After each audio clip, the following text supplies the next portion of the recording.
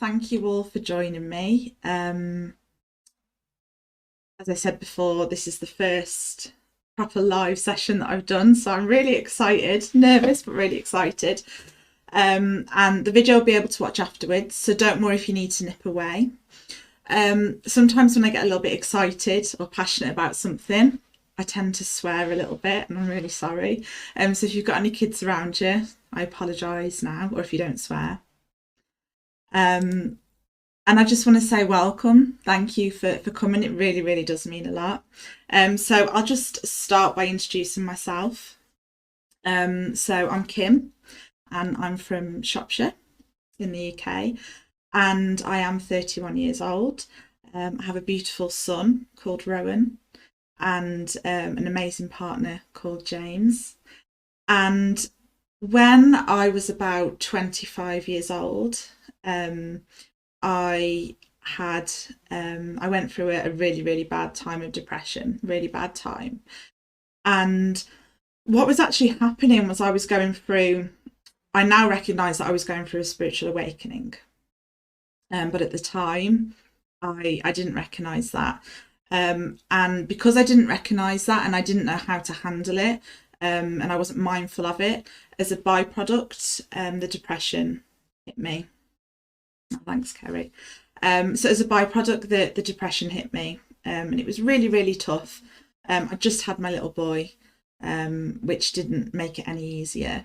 And I left my marriage. I got a new job, obviously moved home. Just everything was afresh, anew, really. And I recovered from that. But last year I had a major breakdown again for around a month. It lasted about a month.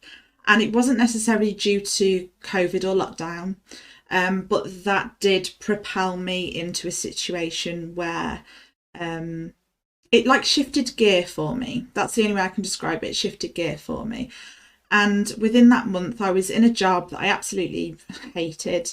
I didn't agree with the job itself. It didn't match any of my values, any of my moral codes. I wasn't getting anything out of it. It was stressful, but it was so well paid. And I was kind of like, well, I've got to keep this job because of the money. But I was fighting it and fighting it and fighting it. And then, yeah, I just broke down, really. And all of a sudden the money didn't become important at all. You know, it was my health that was more important. So I spiraled into a really dark place for about a month, and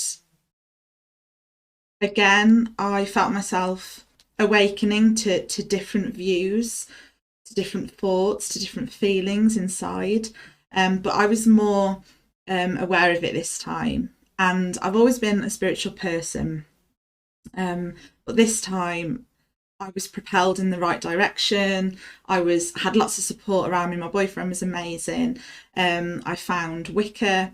I found witchcraft. I found an amazing community of people that just accepted me. The belief system within that community just inspired me. I just absolutely loved it. And I really did feel at home. And I do shamanic work with a healer called Ruth Cato. I hope I've said that right, Ruth Cato or Ruth Cato. I always say it wrong, Cato. You can find her on Facebook. She's incredible. And she led me to a monthly women's circle run by Sally Parker. And I attended the women's circle, not knowing what to expect when I went in. And it was absolutely incredible. I was so empowered. And I was just like, oh God, this is what I want to do. I want to bring people together. I want to bring not just women. I love the women's circles and what they stand for, but I want to bring people together. I want to create a community, and I want to be the voice of that community, because there's something inside of me that's bigger than what I'm doing now. So I took the plunge and created Heart and Soul Alchemy. I kind of did it and didn't quite know where I was going with it at first, but it didn't matter because it felt right. So I run monthly women's circles. I've started this community, which I want to expand on. And I work full time. I study psychology and counselling, and I want to bring. I'm still not in a job that I love. It's not what I want to do. And my studying and my degree, I want to use that alongside my knowledge of my spiritual practices, bring them together and just make something special, offer something special. And hopefully this is what I can do for you all. So I'm really glad that you found the time to join me today. It really does mean so much. I've been so excited. I've been prepping for it. So yeah, I've even put lipstick on. I was like, oh, I'm going to put lipstick on. I've still got my joggers and my slippers on though underneath my desk, but I shouldn't have told you that. Okay, so what to expect within the session. And I'm really sorry there because I'm mindful that my camera is covering the word your journey. But it does say your heart, your soul, your journey. So this is the most important thing that I'll say tonight, and I can't emphasize it enough. Your heart, your soul, your journey, I call it the nervous system of what this community is all about. And you'll notice that I haven't put a full stop after your journey. I'm not really crap at punctuation. That's there for a reason. You've got one heart, you have one soul in this life, I believe. You have one soul in this life, but you don't have one journey. You have numerous journeys, and your journey should never end. And you should always be open to possibilities and open to change and embrace it. So we never put a full stop at the end of the journey because we never know when it's going to end. If it ends, if it carries on, whatever you believe, there's never a full stop there. So this will be, if you are interested in starting shadow work or you've tried it and you've not been successful, then if you are ready to work on your shadow self, this is going to be a huge transformation for you. It's something that you will choose to do for yourself, not for anybody else. And you need to be able to surrender, and you need to be able to kind of check in with your ego and say, look, mate, thanks. You've protected me until now. You've done a great job, because your ego is like your bodyguard, right? So you've done a great job, but I just need you to move aside a little bit now, because I need to go inward, and I need to just check in with myself, check in with my shadow, and do some deeper work.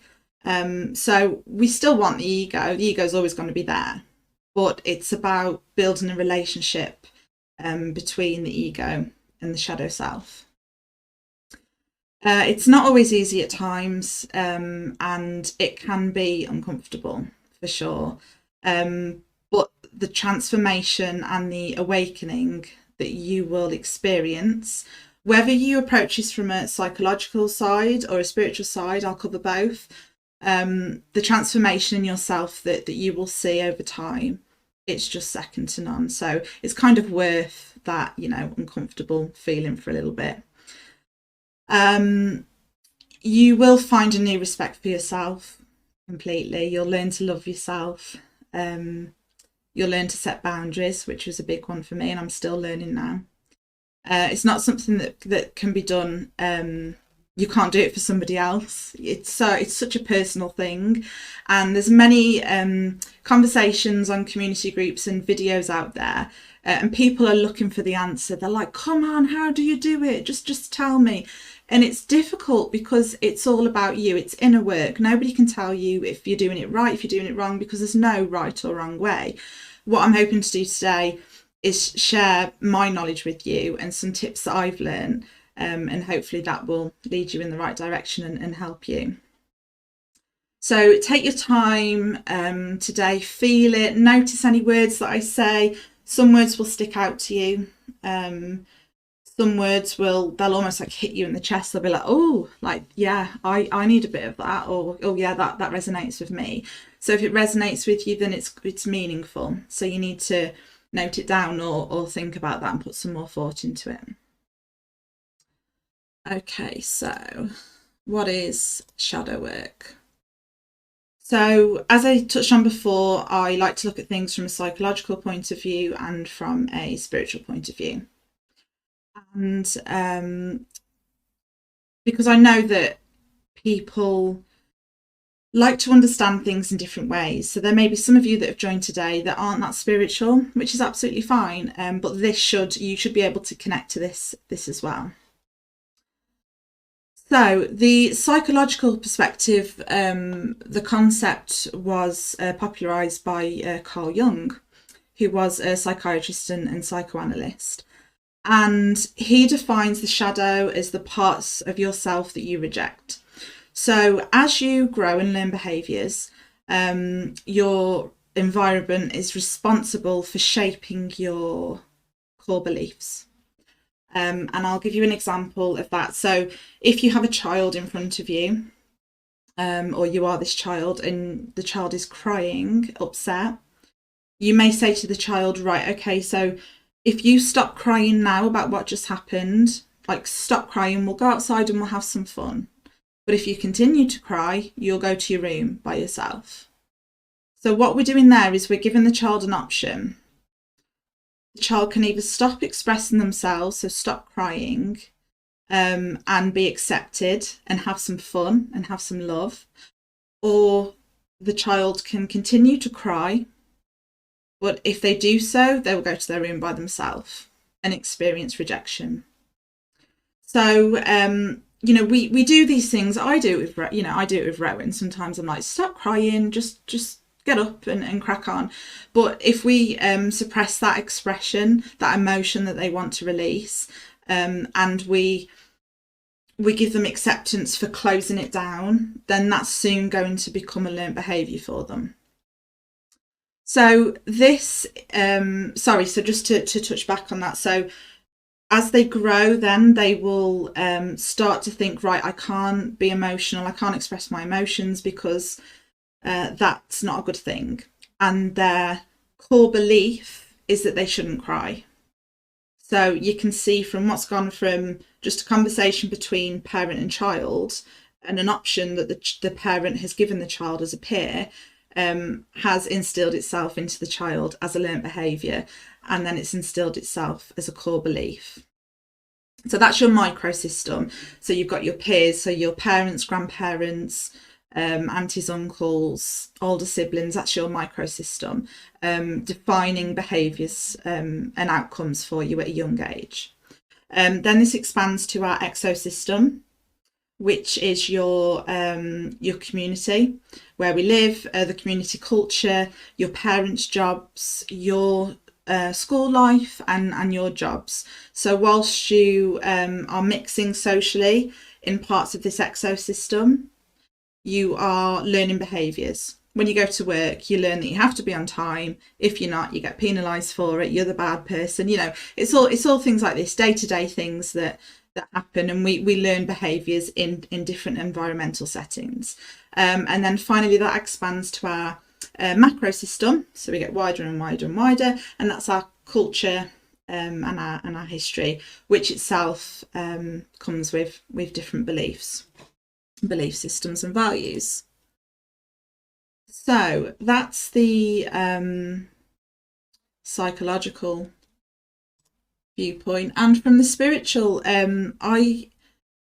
medicine for healing and self-growth is how I would describe shadow work. That's just personal preference. It could be anything, but medicine for healing and self-growth. So from a spiritual perspective, shadow work has been done for thousands and thousands of years. So shamanic healers use the shadow to heal. So a shamanic healer will have the power to shine light into somebody else's shadow, to help them deal with trauma. That's what a shamanic healer, a pure shamanic healer does. And I have read stories where people have suffered trauma and clinical depression, and they have ventured out. They've not had any luck from medical professional help, from medication. They still feel exactly the same. Drink water. They still feel exactly the same. So they will seek healing from a shamanic practitioner, and it can sometimes help more than 7, 8, 9, 10 months of counselling. Now, I'm not saying to you don't seek professional medical help if you feel that you need it. What I'm saying is you should be open-minded to the different options that are out there for you. And if you have Netflix and you're interested, there is a documentary film called The Last Shaman, and it's about an American guy who suffers with clinical depression for a long time, and he goes over, I think it's Ecuador. He goes over somewhere to find a shamanic healer, and on the outskirts of these countries, it's a huge business, and people will charge ridiculous money claiming that they're a healer, give them some special plant juice, and Bob's your uncle. He had to go deep into the jungle to meet the tribes, to meet a pure shamanic healer. And I think he spent about 4 or 5 months within that tribe, and he healed more from being there and using the shamanic medicinal ways and having shamanic healing than he did with counselling. Now, we can't all get on the plane, go to wherever through the jungle and find a shamanic healer. But we do have shamanic healers around us in our day-to-day life. So you've got options, and you should always, be open-minded. So just because this part of you is hidden, and you have maybe took some beliefs away behind you, which it will make sense soon. I'll go into that in a minute. Just because you've took parts away into your shadow that you don't want to deal with, you don't want to see, the ugly parts you would see as ugly, doesn't mean that it's not you, and it doesn't mean that it's not your energy. It's still you, it's still within you, and to hold that down for 5, 10, 15, 20 years can be exhausting. And you could go through life and you could not do shadow work, and you could go through traumatic experiences and you could tuck them away. And some people manage just fine. But for me, I mean, I'm 31 now, and they're just starting to eat me up. And it's because I know that I'm not being me. My inner light isn't fully there because my shadow is cascading over it. So, it's personal preference, definitely.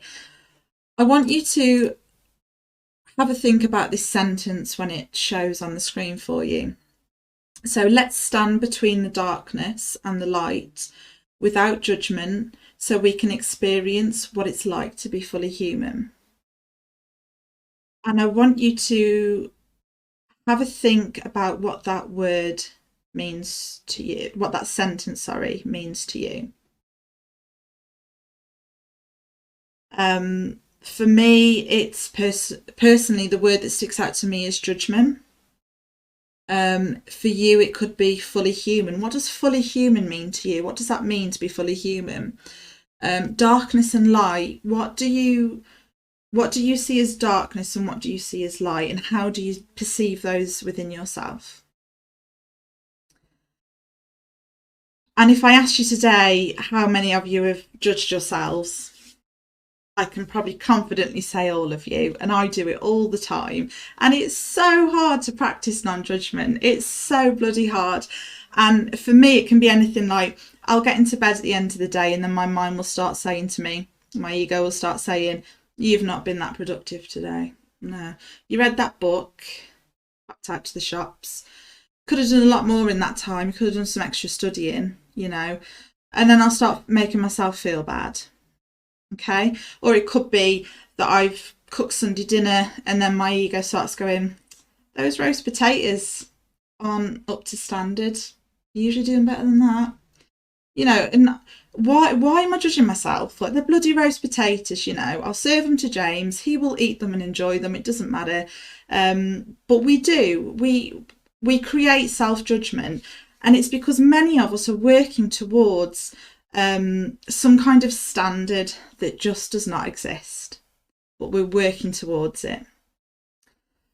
Society pushes us to think that there is a certain way to qualify, so to be socially acceptable. And alongside the behaviours that your parents teach you, so you've got your systems, and then you've got society, you kind of get lost. You kind of just, you take in everything from everybody else, and you think, right, I've got to be like that, I've got to be like that, I've got to be, when I'm at work, I've got to be like that. And this is what's happened to me. I've just got lost in it all. And you have to stop, pause, and reflect and think, right, I need to connect to myself now. And I did it before this session as well. And I messaged a group of people on WhatsApp, and I said, look, I'm running this session on shadow work. It could be a load of gobbledygook, but you might find something useful from it. And already I'm downplaying my session before I've even done it. And when I sat back to think about that, I thought, well, the reason why I'm doing that is because if I manage their expectations and make out that it's going to be a bit crap, then if it's good, they'll think, wow, it's brilliant, it's super good. What I should have done is said, guys, I'm running this session, it's going to be amazing, I've got so many good tips for you, honestly, you're going to love it. But it turns out I'm not very good at selling myself, even for free content. So if I want to make a living from this, then yeah, I need to work on that. So what are the benefits? So to help connect with your soul, this is a short list of benefits, by the way, and this is just my bird's eye view on it. Is that the right word? There's so many benefits to it. It's what it means to you. It's how you're going to benefit from it. So to help you connect with your soul, so this is what I was just saying. I feel like I've been surrounded by beliefs that aren't mine, and I've got a lot of potential within me that I'm not releasing because I'm too worried about following these behaviours that I've learned so far. So really connecting with your soul, understanding the real you, love and acceptance for yourself. And that's so hard to do, especially when you've had traumatic experiences, you've had bad relationships. It's so bloody difficult when you've not had somebody there. I've met James, and he's absolutely incredible, and he cheers me up about everything, and I could talk to him about cornflakes and he'd be like, that was so interesting. He's just because he learns, he's teaching me to love and accept myself as well, and when you've got a strong support system around you, it does help you, but ultimately you've got to do it for yourself. You've got to have your own back. Improve mental and physical health. So as we know, when we get stressed and when we have anxiety, this causes emotional and physical symptoms. And when I started doing shadow work, I always used to suffer with really bad shoulders and a really bad back, always. And I just put it down to my office, my work chair and being on the computer all day. And then I started doing shadow work. I started to become a lot more positive. I started to loosen up a little bit, loosey-goosey. And it improved. I still have twinges in my shoulder, but nothing like how it used to be. And it really does make a difference to your physical health. Your mental well-being really, really does have a huge impact. And it's important to balance both and look after both. To address trauma. So this is huge, and it's really important because you need to be ready to do it. And you may think that, and I'll come on to this again later, but you may think that you haven't been through a traumatic experience. However, if you have a memory of something from childhood especially, and it keeps coming up every day, and you think, you just can't forget it, okay, that will be a traumatic experience for you. You don't have to have had to been in a near-death experience or a car, God forbid, a car crash or anything like that. You don't need to have been. If it's traumatic to you, then it's a traumatic experience. And the example that I tend to use when I'm explaining this to other people is, if you're a child at school, and when you used to take cakes in for your birthday, or you used to take a birthday cake in, and Jim, we'll go with Jim, steals some of your birthday cake, and you're really, really upset about it, and you tell the teacher, but the teacher doesn't listen to you, doesn't acknowledge it, and it really upsets you. And to this day, 20 years on, you can still tell that story and you can still remember it clear as day. And it's not the fact that Jimmy took the cake, it's the fact that you were always taught by your parents that stealing's bad. Jimmy did that bad act and you tried to reach out to a peer about it and you didn't get acknowledged.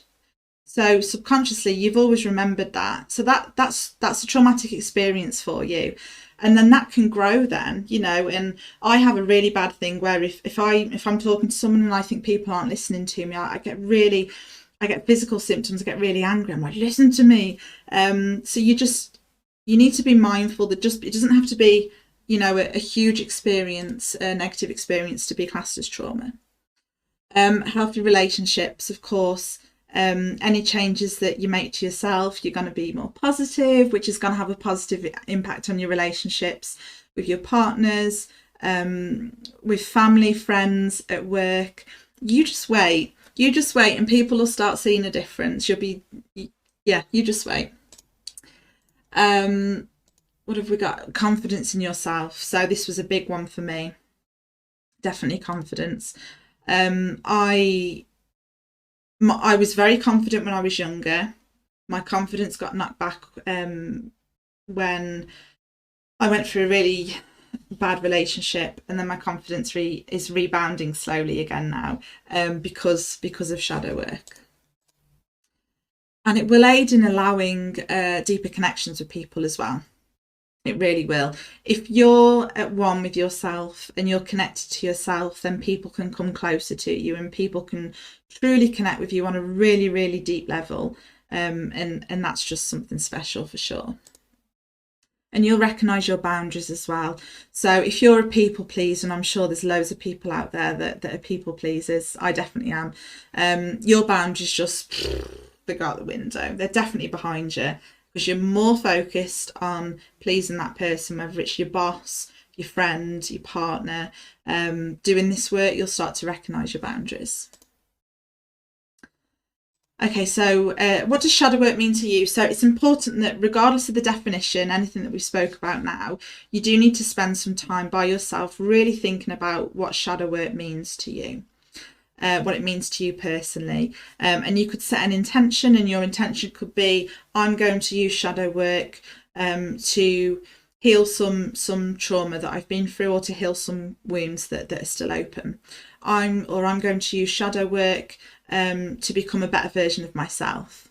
My intention was, I'm going to use shadow work to free my soul, because I felt really contained and I just wanted to be free. So it doesn't have to be this super spiritual, you know, moment. You don't have to go into a cave for 6 months and isolate with a book. And I always think about, you know, Never Ending Story, the film, and he goes up to the attic and he pulls the blanket over him with his apple and his book. You don't need to do that. It doesn't have to be as dramatic as people make out. It really, really doesn't. And usually that's what scares people off.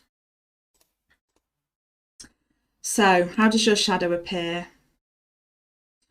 So again, this is not something that I can exactly tell you. And I promise this isn't going to be a video of me just going, I can't tell you that. No, because that's just useless. I can give you some tips and pointers though. And I have lent on some very negative aspects of the shadow. But you also need to remember that within your shadow self are some very positive aspects. And that's unlived potential. So the things that you love in other people and the things that you adore, that's unlived potential in you. And the reason why you love it so much about that person, oh, I love her, she's so bubbly. It's because you know deep down that you are that bubbly person. You want to be that bubbly person, but it's being suppressed by your ego. Your ego's like, no, you can't be that. You need to be, you need to be professional. You need to be normal. And just to give you, I like to give examples so you can try and relate to it. Another example that I have is a friend she speaks her mind. She knows what she wants. She knows who she is. And when you're around her house, if she invites you over for drinks or something, once she's had enough, she will say, okay, can you go now? Because I want my own space back. Now, I would never dream of doing that if people came to my house. But this is what I'm trying to say, because actually I could be sat there for hours until early hours in the morning thinking, oh my God, I'm shattered. When are they going to bugger off? What I really want to do is say, guys, like, we've had a really good evening, but is it all right if we call it a night? I'd be too scared to do that because I'd be worried that they would then judge me or think they wouldn't respect me, or they would think quite little of me. I'm more worried about their reaction as opposed to what I want. And I don't respect my friend any less for claiming her space back. I respect her even more. So that's a part of my shadow. I'm so worried about what those people will think. And I love that in her. I just think she's amazing for that. So that's something that's in me that I would like to release, that I need to work on. You should take note of how you respond to people in general. And I read a great example about this online, and it was a lady that saw a woman that had shaved off her hair, and she judged that woman and she said, oh, doesn't she look masculine?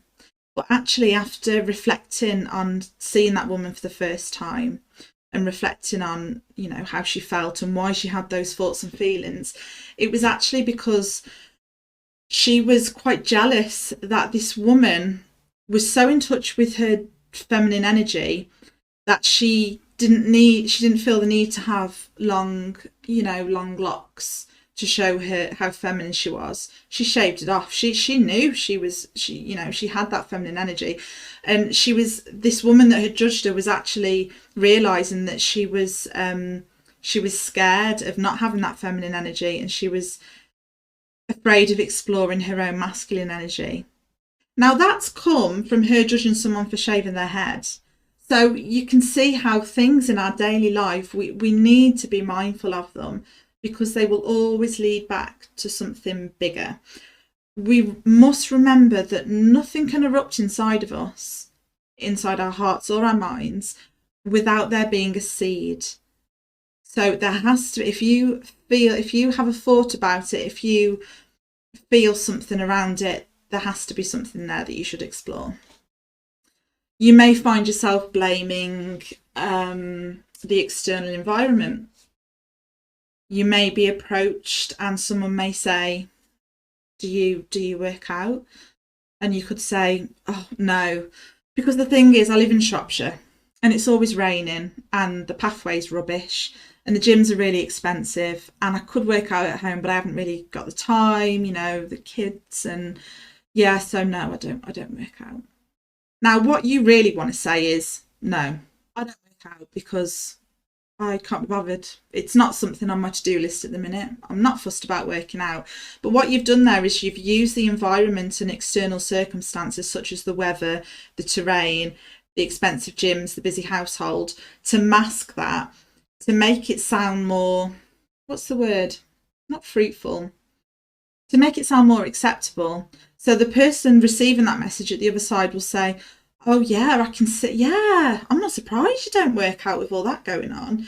Now, if you were to say, no, I can't be bothered, that person may judge you and say, oh, isn't she lazy? You're scared of that judgment, so you use your external environment for excuses.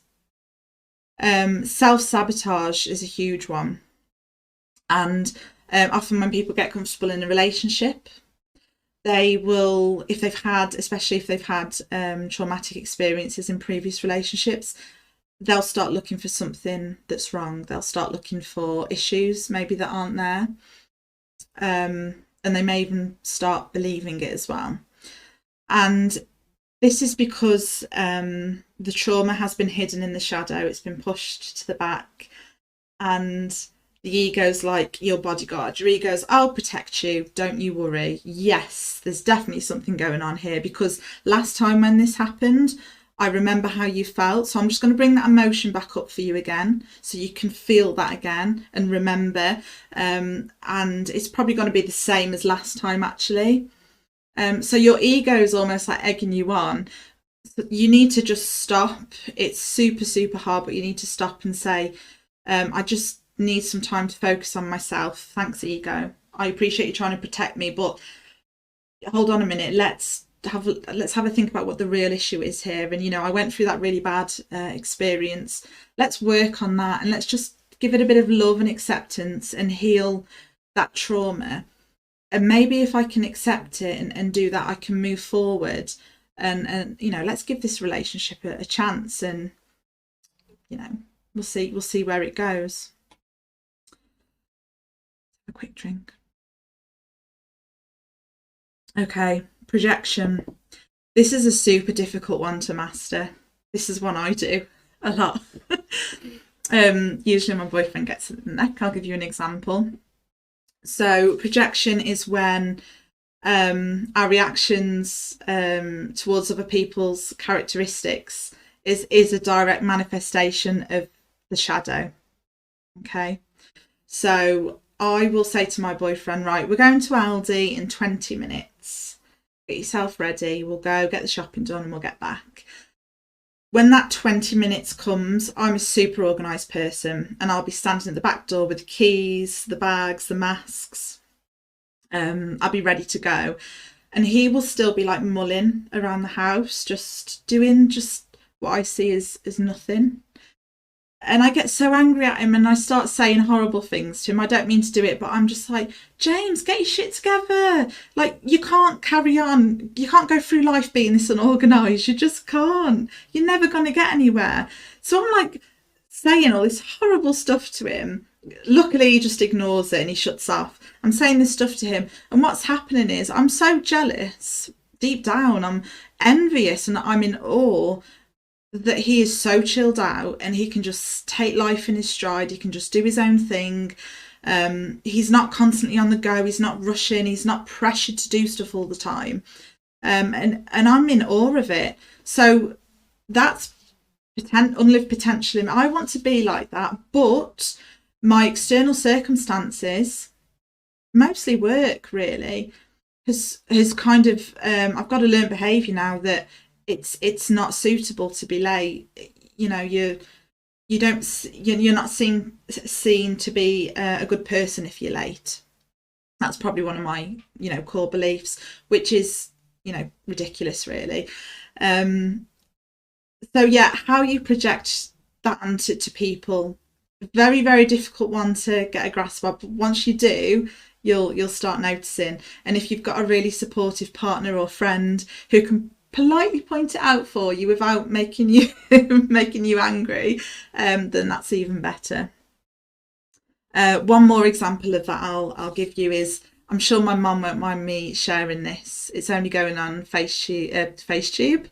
That's a new one. Facebook and YouTube, Mum.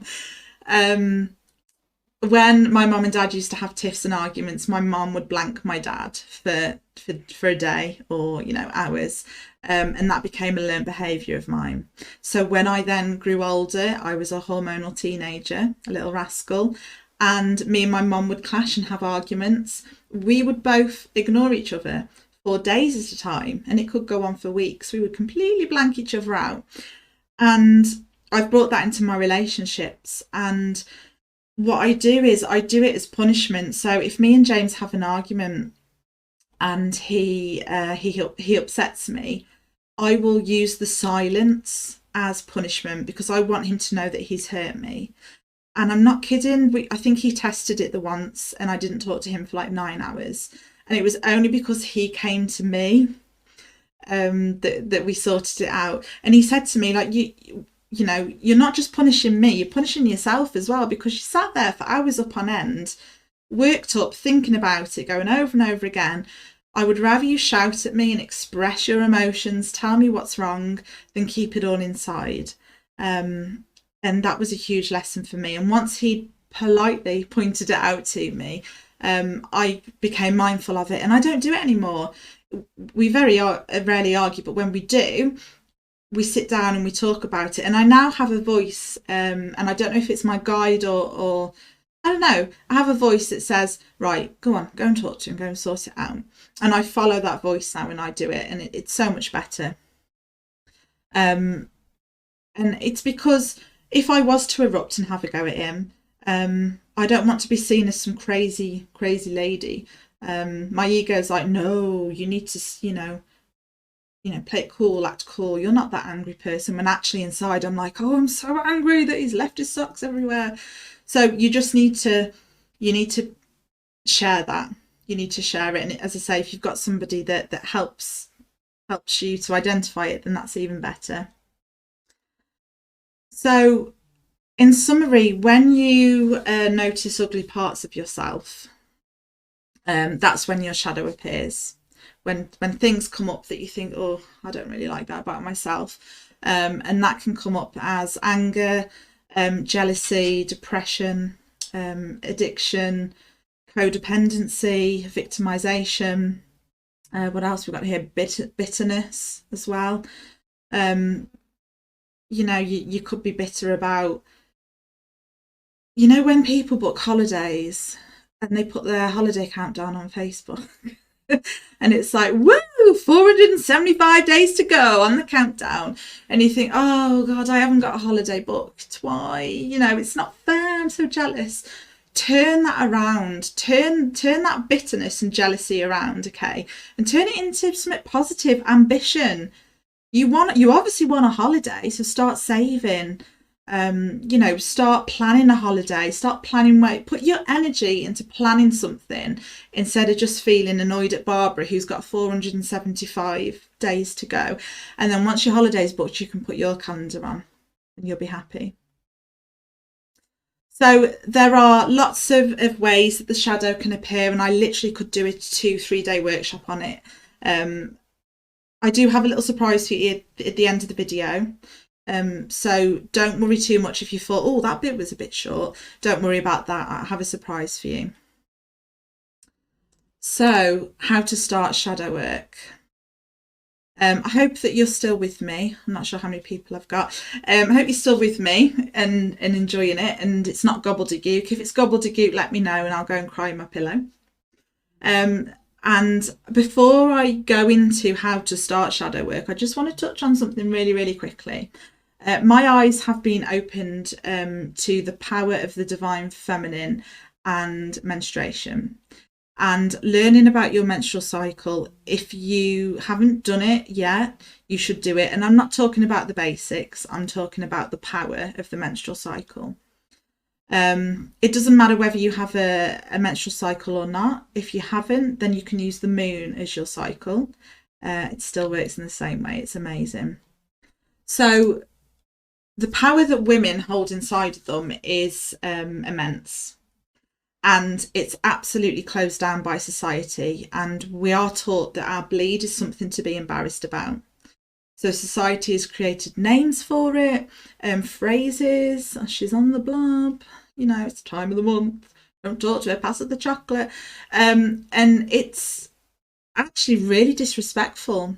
And we adopt those phrases and we use it ourselves, So ultimately it's very easy to do in society. It's very easy to do. But the reason why, oh, thanks, Kerry. The reason why the reason why they shut us down is because they realise how powerful it is. And I will be doing a full workshop on this within the next 6 months. I want to create a workshop on this because I'm absolutely crazy about it. I love it, and I know you will be too. But I just want to quickly touch on this because it is related to shadow work and the best time to do shadow work. If I look over here, it's because I've got my presentation over here. So highly technical drawing here, our menstrual cycle. So we have menstruation at the top, ovulation at the bottom. Again, remember, if you don't have a cycle, it doesn't matter. You use the moon. The menstruation would be the dark moon and ovulation would be the full moon. So we have 4 inner seasons when we are going through our cycle. And the inner spring to the inner summer is the power of agency. And this is a time where our ego is very much here. We wear a mask. It's not a negative thing, but we wear a mask. We're very, we do things a lot. We've got loads of energy. We get shit done. We don't know how we've done it, but we've done it. We're very giving. Can you do this for me? Yeah, no worries. Yeah, come on, I'll do it. Put it on my to-do list. I'll get through it. And we do. We don't know how. We just do it. We're full of energy. Very sociable time. And this is the power of agency. So it's a very good time. It's a very positive time in the cycle where you'll feel amazing. And people might say, oh, so you look like you're glowing. And that's why, because you're in this. If you think about summer and spring, you're in abundance. You're like, oh, this is a beautiful time. We then move over to inner autumn and inner winter, which is our power of encounter. Now, these two seasons, inner seasons, are all about being inward. So power of agency is outward and encounter is inward. We're very much, we see through the bullshit. We're not that accommodating anymore. No, I can't do that. I haven't got time. We don't want to be that sociable. We kind of want to look inwards. We want to just do something for us. I'm going to go and take that bath, that I've been planning, that long bath, and a read of my book for several weeks that I haven't had time to do. So it's at that time you look inward. And spiritually, the veil between us and the spiritual world at this time, between inner autumn and inner winter, is very thin. So this is where we can connect to our shadow on a deeper level. Our ego has slipped away and we're very vulnerable. And if you're spiritual or psychic, then you'll probably find that at this part of your cycle is when you have the most spiritual ability. You can access the spirit world easier. You're very intuitive. Maybe, if you think about when you during the time running up to your bleed, which people would say, premenstrual, the PMS, when women are at their angriest, that's actually when we're at our most raw version of ourselves. We're at our most vulnerable. And if you don't know how to use that power, that's why you get bad pains. That's why you feel angry and upset. So that's what my workshop will be all about. But I just wanted to let you know that this is the time to do the shadow work. Now, your cycle may not necessarily run the same as this. You may feel more outward and sociable during your autumn and winter months, which is absolutely fine. You've got to start recognizing for yourself how you feel throughout your cycle, and it will help you. So as I say, if you found that a bit interesting, then I will be doing a workshop on it. But yeah, definitely try and figure out when you feel you're most vulnerable, and it really will help. Okay, so how to do shadow work. This is the bit you've all been waiting for. Drum roll. 51 minutes. Okay. So be mindful of yourself and recognise triggers. Remember that there will be behaviours which will give you clues to parts of your shadow. What you project onto other people, how you judge people, what you make judgment on, a lack of self-confidence in something, maybe public speaking or at meetings, not doing what you want, even though you know it's the right thing to do. So people pleasing. There may be somebody at work that really annoys you, and you need to kind of think, well, why do they annoy me? It's not so much the person. There must be something that person does that really, really annoys me. That there's a reason for that. The seed is there. You're already feeling that annoyance. You need to dig into that and find out what's annoying you about that person. Be mindful of material things as well. So foods, music, textures, colours. You'd be surprised at what triggers you and what gives you clues to how you feel. I know there's certain songs that I listen to that give me good memories. There's certain songs that I listen to that give me bad memories, So if you don't know where to start, maybe start with that. Put your sad playlist on and, just allow yourself to be sad and just allow yourself to just go inwards and experience what's there. So, be mindful and recognise triggers. Journaling. Now, this is something that people love, and usually when you hear about shadow work, they say, yep, journal. You need to write everything down, which you can do if you enjoy writing in a book or on the laptop. It's a great thing to do because it's a no bullshit method. You're not going to lie to your journal, are you? You're not going to lie to it. There's no need. You're not there to impress your journal. You can be raw. You can say what you want to it. Get everything down if you're angry, and then you need to revisit it. That's the bit that people forget. You write everything down, but a couple of days later you need to revisit it and kind of analyze, have a look at what's going on for you, what words jump out to you.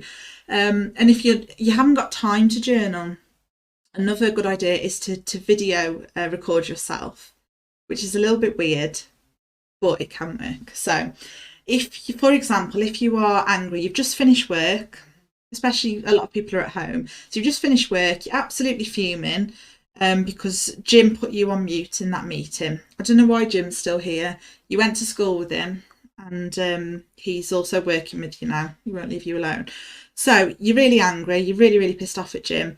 So while you're in that moment, get your phone out and record yourself and just rant at your phone. Just do it. Just be like, I'm so angry because Jim put me on mute, and he's such a bloody idiot. Rant and then save the recording, obviously, and just put it down and come away and calm down. Get some positivity, and go back to the video when you feel ready and watch the video back and take note of how angry you actually are, if you're upset, crying, or if you're angry, because there will be words that you say in a different tone that will give you a clue as to why you were angry. So you might say, for example, Jim, I'm so angry at him, he put me on mute. He muted me. Okay, so there I'm like, he muted me. I can't believe it. So I'm angry because he silenced me. Now I don't like being silenced or shut down. So I know that that's a clue. That's what I've got to work on. There will be a learnt behaviour somewhere. Something's happened where maybe I was shut down all the time by people. And instead of expressing my upset about that, I kept it in. And now I'm older, I'm like, oh, I hate that, So you've got to look out for clues. So that's journaling and video journaling. Then we have a stone practice. So a stone practice is, it stems from a shamanic practice actually.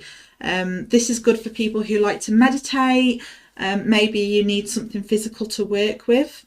So you should go out into nature and go out with the intention that you're, in your mind, or speak out loud. Just let nature know that you're on this journey and you're going to start some shadow work, and you need some help, and you need a rock, a stone. You need a stone to help you. Please, can you lead me to a stone? And just enjoy your walk. Be mindful of anything around you, and allow yourself to be drawn to a stone. Ask nature if you can take it, and if it feels right, take it home with you. It could be a pebble. It could be a big stone. Please don't think that it has to represent the size of your shadow, because I don't want to get messages off people saying, I tried to wheelbarrow this boulder back to my garden. Don't do that. It could be like the size of, lipstick. It could be the size of anything. Take it home with you and use that to connect with your shadow. So you might say, this stone is my shadow. And when you meditate with it, hold it, connect to it, and just allow words and thoughts to come into your mind. Don't dismiss anything that comes into your mind, even if it's really, really strange words. Don't dismiss it, because there's a reason why it's coming up. If you like guided meditation, then do a guided meditation on YouTube. Put the stone on your heart chakra while you meditate. Set an intention that you want to connect to your shadow. See how you feel about the stone. So this stone is your shadow. So are you angry at it, or does it scare you? Are you upset with the shadow stone? Do some work and some meditation with it, and then see how you feel a couple of weeks later. Keep this stone with you. You might even keep it in your pocket. So when you're at work or out and about, if you feel yourself getting triggered, you might just touch the stone and you will automatically start being mindful of when these bits are appearing of your shadow. Dreams as well. Dreams are super, super important. So you could put the stone under your pillow, or you could put it on your bedside bedside table, and you could set an intention to the universe, to your spirit guides. Just say, right, I'm going to dream tonight, and I want a message from my shadow, and I intend to remember it in the morning. See what funky dreams you have, because you will, and you will remember them. And I had one a few nights ago, and I think it's because I've been prepping this and thinking about my shadow. I was in a white suit. It was like a hazmat suit, and I was covered in little black spiders everywhere, and I hate spiders. And there was a guy there, a man, and he said, you need to get in the suit and you need to show me that you're not afraid. If you can do that, I'll let you pass. So that's like hugely symbolic. So the black spiders are a representation of our shadow self. If you can search for power animals on Google, dreams are really symbolic. So use the stone to help you with meditation and with dreams. Bloom practice. Now, this is the practice, the method that I used. Sorry, quick drink. It's amazing when you're just talking non-stop how parched you get. Bloom practice. So I'm a very logical person. I like to document things. I like lists. I like drawings. So this was perfect for me. Draw a circle. I got a big A3 sheet. Draw a circle in the middle and write the word me in the middle. And from the circle, you need to attach balloons. So you could draw like a squiggly line and then the balloon. Draw as many as you want. Each balloon is going to represent a traumatic experience of yours. And what I want you then to do, first of all, it's the task in identifying the balloons is a big enough task as it is. So you may want to do that and then step away from it for a few weeks before you start going into them. But I want you to then go into the balloons, each balloon individually. And I want you, it's a bit like CBT. If you've ever done CBT, you need to break down what's in that balloon. So if we use, I've just seen that note. I'm trying to see the comments, but I can't.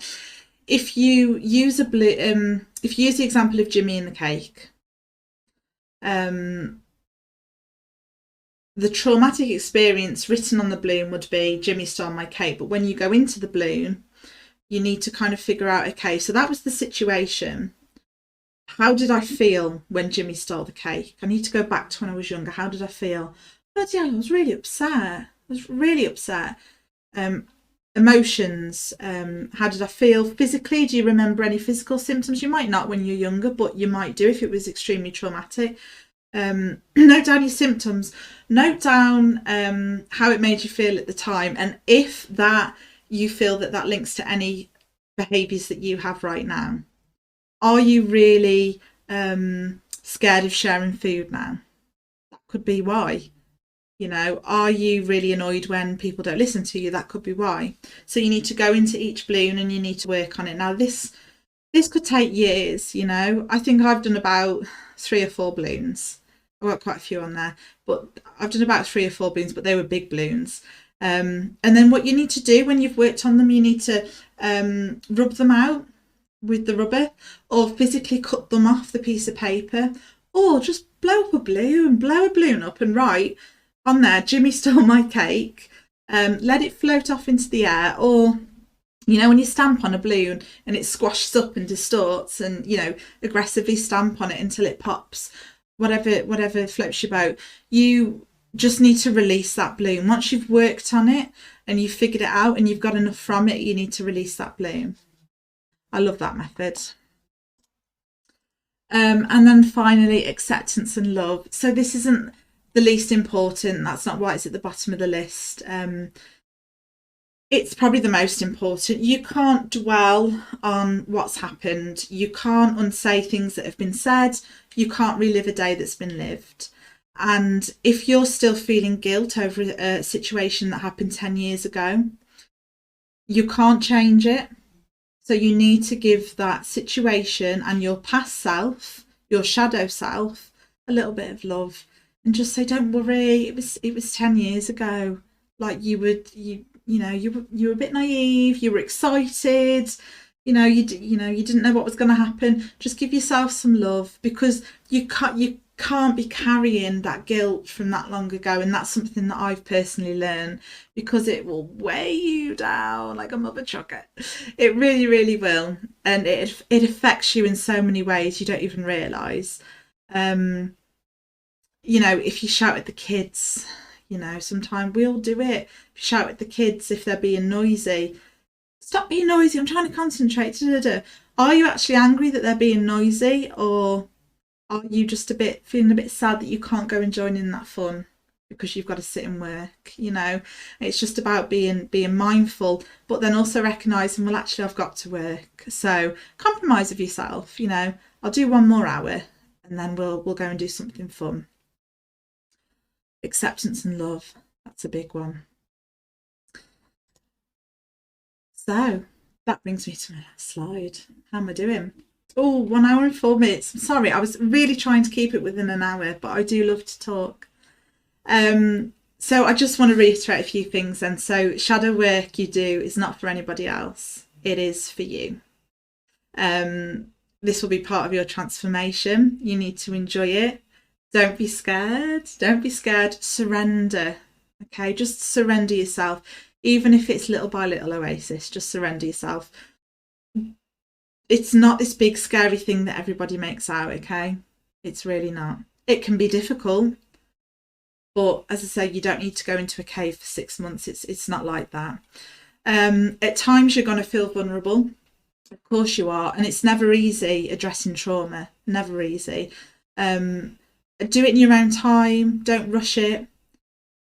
You're not in a race. You're not doing this to meet a deadline. You're not at work. It doesn't matter if it takes 6, 7, 8, 9, 10 years. Who cares? The fact is that you're doing it. Okay, and it will become easier. Now, one thing I will say is that you are responsible for your own well-being. And if you start this work and you start to feel overwhelmed or you struggle, please do seek medical assistance, professional help, whether that's through a counsellor or reach out to friends and family support. Reach out to the communities out there on Facebook, Heart and Soul Alchemy. Reach out to the community. Reach out to me. Drop me a message. I'd love to talk to you. Please just don't do it alone and don't stress. And if you get to a point where you feel completely overwhelmed, then just you need to just take a step back. Don't force yourself into it. Don't want to make anybody poorly. I hope that you've all taken something away from today's session. I really enjoyed doing it. Now I'm in like the moment. I could just sit here and do it all night now, but I'm not going to because I'm hungry. I need some tea. Yes, Amanda, I will post the video afterwards. Oh, the surprise. I forgot about the surprise. So obviously we've covered a lot and it's really, really hard to cram it all into like 1 hour. It's really difficult. What I am going to be sharing with you in the next week or so, I'm not going to give myself a complete deadline, in the next week or so is a Heart and Soul Alchemy PDF guide to shadow work. And it's going to contain all of the information that I've gone over today. So different tips on how to do it. It's going to contain prompts.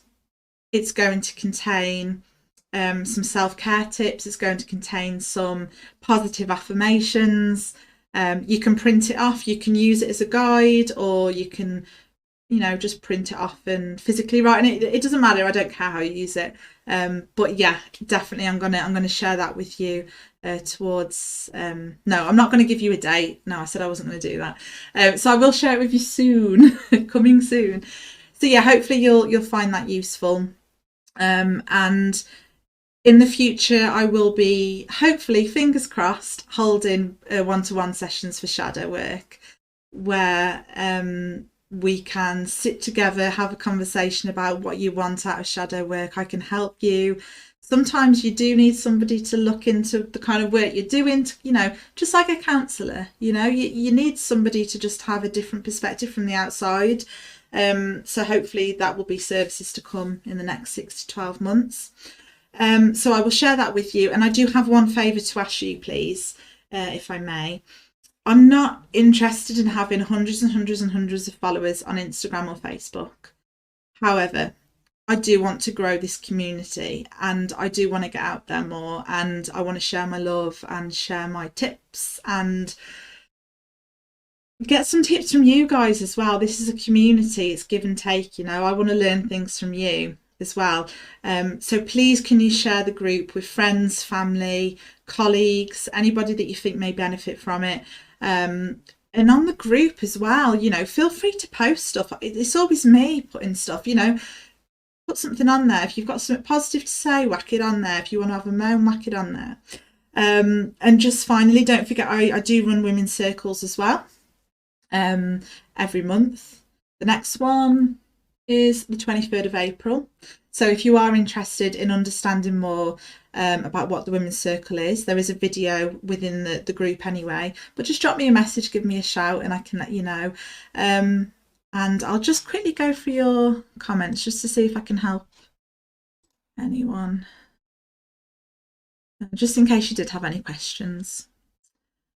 Oh, lovely Judy. I want to do the same, just awakening again now. It's amazing how many spiritual awakenings you go through and you don't realise. And you look back and you think, oh, I think that was one. It's when you really have a shifting gear in your life. Paul, thanks for this, Kim. Oh, thanks for coming, Paul. This is very familiar to me from transpersonal psychotherapy training. Yeah, definitely. And I love, again, Paul, I'm really big on it. I love looking at the psychological side of it and the spiritual side of it. And I love, bringing it both together. That's definitely a bit of me. Paul, Sarah's asked where the training. Kerry, judge myself every day. Yeah, I do it all the time. It's ridiculous. Absolutely. It's exhausting. So just when you do it, be mindful and just think, right, turn it around into a bit of love instead. If you do judge yourself about the roast potatoes, I could go away from this session now and for 30 minutes I could think, oh, I'm really proud of what I did. And then it'll be a downward spiral and I think, oh, I wonder if I did all right. I'm going to stop myself and say, no, I did it. I wanted to do it. I've shared a bit of wisdom, shared a bit of love. Oh, thank you, Paul. That's great.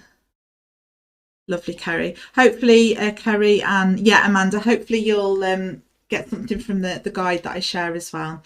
So yeah, thank you so much, everyone, and have a lovely evening, and you take care. See you later.